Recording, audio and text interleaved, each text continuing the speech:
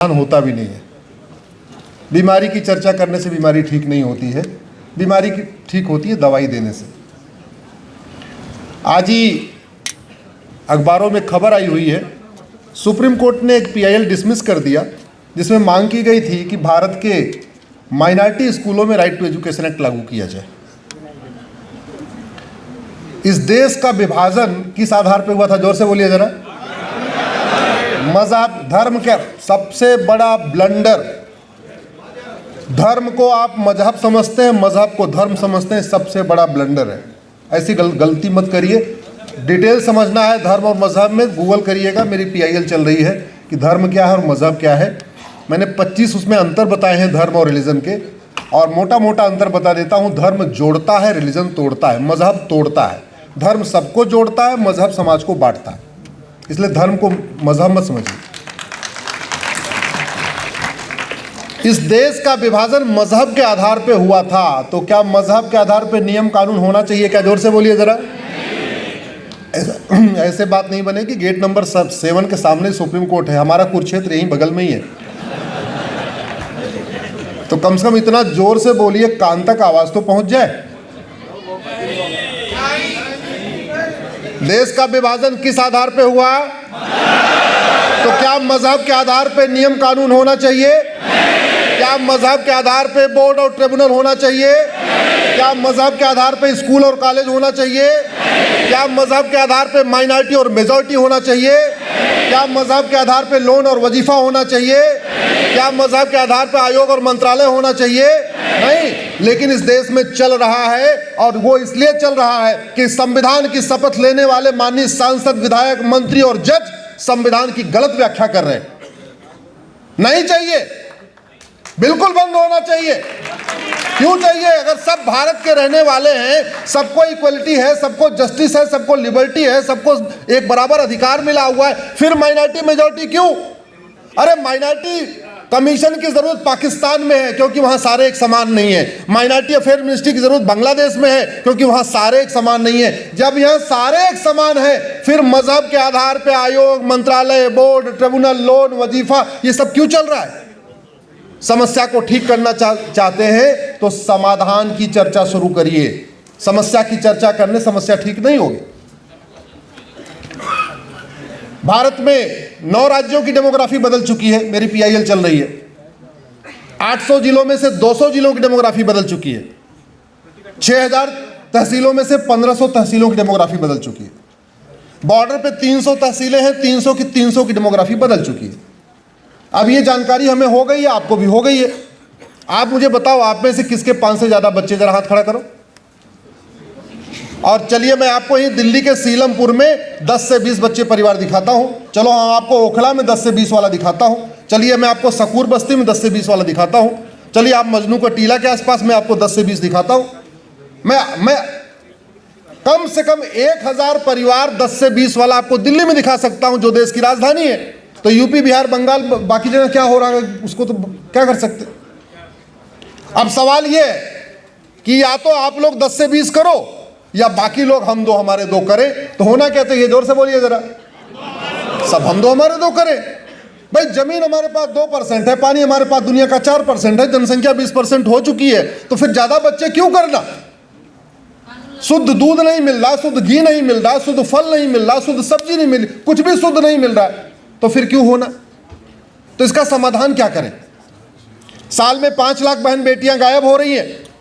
5 लाख में से 1.5 लाख तो वापस मिल जाती हैं, 3.5 लाख पता ही नहीं चल रहा है। 3.5 लाख साल में पता नहीं चल रहा है। इसका मतलब प्रतिदिन 1000 बेटियां लफ्ज़ का शिकार हो रही हैं। अब सवाल यह है, इतना लफ्ज़ चीन में क्यों नहीं है, जापान में क्यों नहीं है, सिंगापुर में क्यों नहीं है, भारत में क्यों है? भारत में ये एसआईआर को लेकर मैंने पीआईएल फाइल किया तो मैंने आंकड़े दिए थे कि 5 करोड़ फर्जी वोटर है। अब समझ में आ रहा हो तो करीब 8 करोड़ के आसपास निकलेंगे, क्योंकि हमने बिहार में सोचा था 20 लाख फर्जी वोटर है, वहाँ 65 लाख निकले। यूपी के बारे में हमने सोचा था करीब 40 लाख के आसपास निकलेंगे फर्जी वोटर, यूपी में 1 करोड़ से ज़्यादा निकलने वाले हैं, बंगाल में भी 1 करोड़ से ज़्यादा निकलने वाले हैं, असम में भी 1 करोड़ से ज़्यादा निकलने वाले हैं। तो हम किस खतरे में हैं इसको समझिए।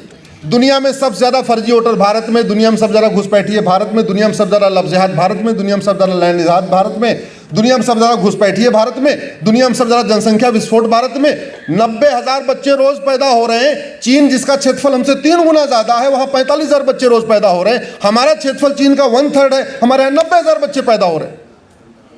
हम विकास की तरफ जा रहे हैं या विनाश की तरफ? जोर से बोलिए जरा।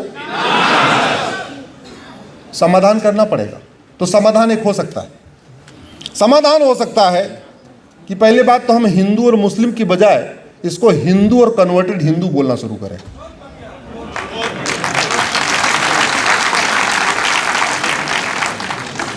और जो कन्वर्ट हो गया है उसको फिर से कन्वर्ट कर दे। जो एक बार कन्वर्ट हुआ वो दोबारा कन्वर्ट नहीं हो सकता है क्या? जो तलवार के दम पे कन्वर्ट हो गया वो शासन के डर से कन्वर्ट नहीं हो सकता क्या? जो जजिया के डर से कन्वर्ट हो गया वो दोबारा टैक्स के डर से कन्वर्ट नहीं हो सकता है क्या?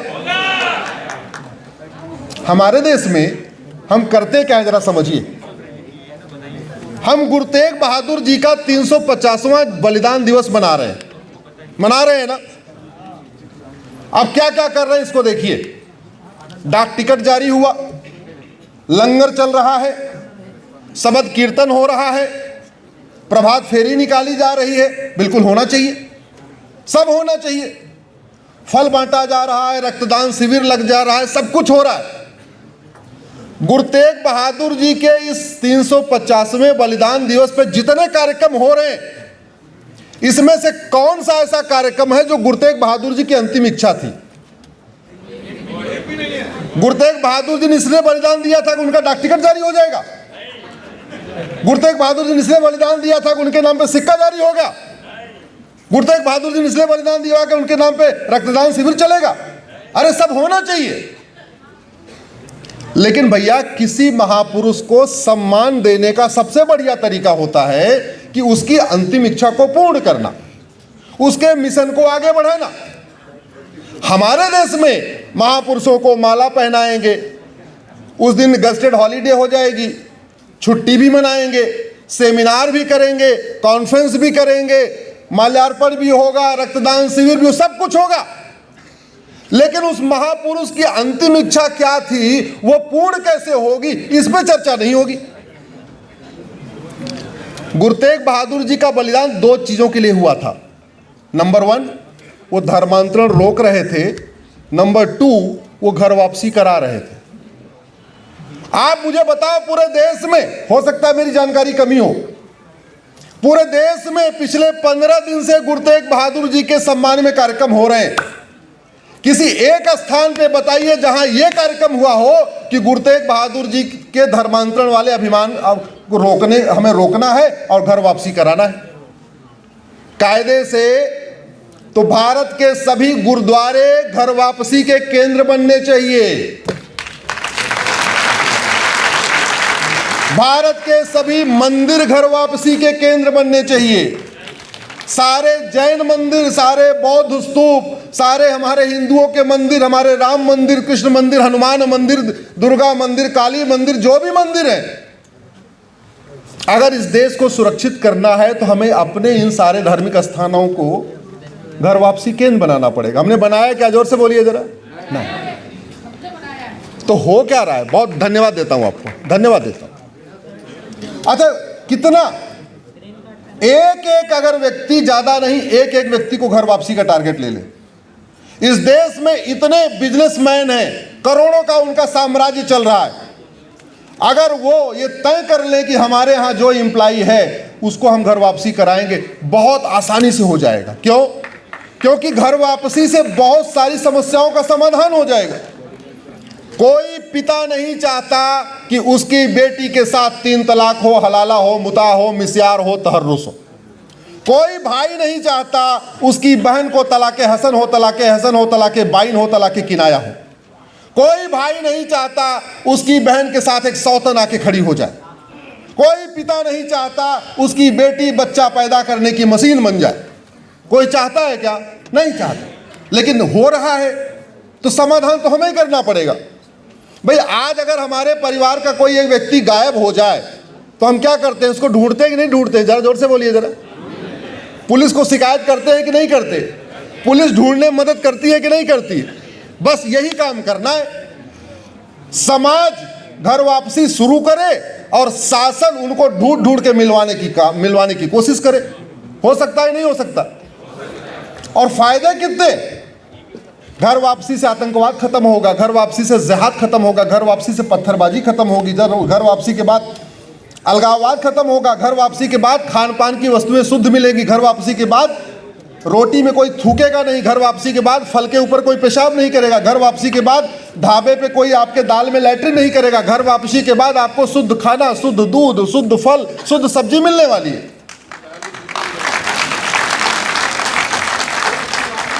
और घर वापसी हमारे पास 10 लाख के आसपास टोटल मठ मंदिर कथावाचक हैं। टोटल अगर सबको जोड़ दीजिए, मठ मंदिर जोड़ दीजिए, पंडा पुजारी जोड़ दीजिए, कथावाचक जोड़ दीजिए, मंडलेश्वर जोड़ दीजिए, महामंडलेश्वर जोड़ दीजिए, आचार्य जोड़ दीजिए, सबको जोड़ दीजिए, टोटल 10 लाख हैं। अगर ये तय कर ले हमको लाना है, ला सकते हैं। गांव में तो ढूंढना बड़ा आसान है, क्योंकि अगर एक गांव में ये 10 घर यादव हैं और बगल में एक घर कन्वर्टेड हिंदू है, इसका मतलब उसके पूर्वज यादव थे।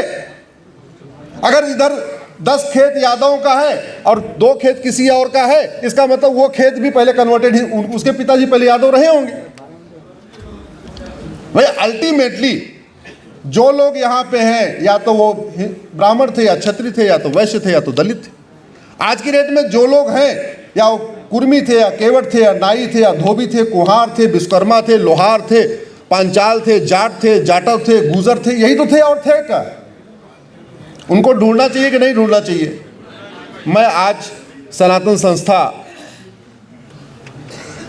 के सभी कार्यकर्ताओं को और जो लोग सनातन में विश्वास करते हैं, जो लोग सनातन को मजबूत करना चाहते हैं, उन सबसे आग्रह करता हूं, घर वापसी अभियान शुरू करिए। जो कर सकते हैं वो करिए, बताइए।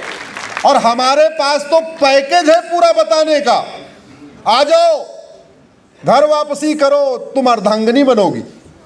आओ घर वापसी करो, बराबर सम्मान मिलेगा।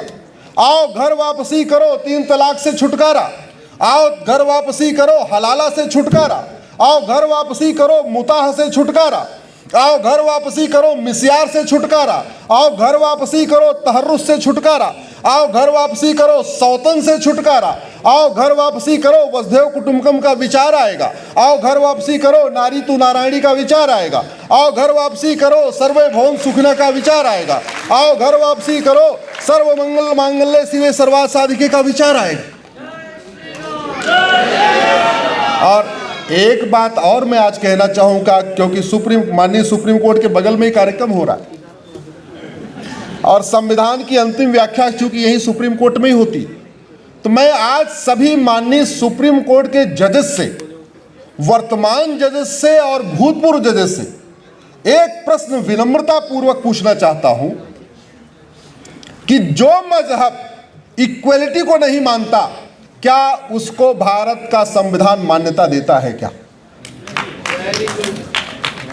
जो religion equality before law, equal protection of law को नहीं मानता, क्या उसका भारत का संविधान मान्यता देता है? क्या जो religion liberty of thought, liberty of belief, liberty of faith, liberty of worship को नहीं मानता, जो रिलीजन कहता है कि जैसे मैं इबादत करता हूं यही करना पड़ेगा, जैसे मैं प्रेयर करता हूं यही करना पड़ेगा, क्या ऐसे रिलीजन को भारत का संविधान मान्यता देता है? क्या इसके ऊपर माननीय सुप्रीम कोर्ट को बहुत गंभीरता के साथ सोचना पड़ेगा। आम और बबूल एक समान नहीं होते। जब आम और बबूल एक समान नहीं होते तो फिर इक्वलिटी बिफोर लॉ वाला कॉन्सेप्ट वहां कैसे आएगा? हिरन और भेड़िया एक समान नहीं होता, फिर equality before law, equal protection of law का कॉन्सेप्ट वहां कैसे आएगा? आपको ये समझना पड़ेगा। देव होता है, दानव होता है, मानव होता है, राक्षस होता है। मानवाधिकार मानव का होता है, दानव का नहीं होता। इसको अब समझना पड़ेगा। इसमें मुझे लगता है तुरंत कुछ निर्णय लेना पड़ेगा। आप लोगों ने इतनी देर सुना, शेष चर्चा सोशल मीडिया के माध्यम से होती रहेगी। हमें बड़ी खुशी है, सनातन संस्था ने एकदम हमारे कुरुक्षेत्र के बगल में यह कार्यक्रम आयोजित कर दिया। हमारा यही कुरुक्षेत्र है। एक बात मैं कहना चाहूंगा, धर्म की अधर्म का प्राणियों में, विश्व का, ये 4 कार्य बटे हुए हैं। धर्म की जय करने से अधर्म का नाश नहीं होता, अधर्म का नाश करने से धर्म की, और समाज का कार्य है धर्म की जय करना, और शासन का काम है अधर्म का। समाज अपना काम करे, शासन अपना काम करे। शासन के पास बहुत असीमित शक्तियां होती हैं। शासन का काम केवल भौतिक विकास करना नहीं है, शासन का काम नैतिक विकास, चारित्रिक विकास, आध्यात्मिक विकास भी है। शासन के बाकी के मंत्रालय, रोड ट्रांसपोर्ट मिनिस्ट्री, वित्त मंत्रालय, गृह मंत्रालय, बाकी मंत्रालय भौतिक विकास करते हैं। आध्यात्मिक विकास, चारित्रिक विकास, नैतिक विकास, इसको 2 मंत्रालय करते हैं, शिक्षा मंत्रालय और कानून मंत्रालय। मुझे लगता है इसके ऊपर गहराई से चिंतन करने की जरूरत है कि भारत में जो समस्या है वो चीन में क्यों नहीं है, भारत में जो समस्या है वो सिंगापुर में क्यों नहीं है, भारत में जो समस्या है वो जापान में क्यों नहीं है, और जो भारत में समस्या है इसका समाधान कैसे होगा। अब इसको समाज को भी देखना पड़ेगा, शासन को भी देखना पड़ेगा। भारत में सबसे ज़्यादा नशेड़ी इस समय हो चुके हैं, 10 करोड़ हमारे भारतीय नशेड़ी हो चुके हैं, नशे की चपेट में आ चुके हैं, और 1 लाख करोड़ का नशे का कारोबार हो रहा है। हमारी यंग जनरेशन नशे में डूब रही है, और जब वो नशेड़ी हो जाती है फिर वो पॉर्न एडिक्ट हो जाती है, गंदी फिल्में देखती है, वो सारा गंदा काम कर रही है। अगर हमारी जनरेशन ऐसे ही जाती रही और फिल्म वाले फुहड़ फिल्म बना के पैसा कमाते रहे, सीरियल वाले कुछ उल्टा सीधा काम करके अपना पैसा बनाते रहे, फिर हम अपने समाज को कैसे बचाएंगे।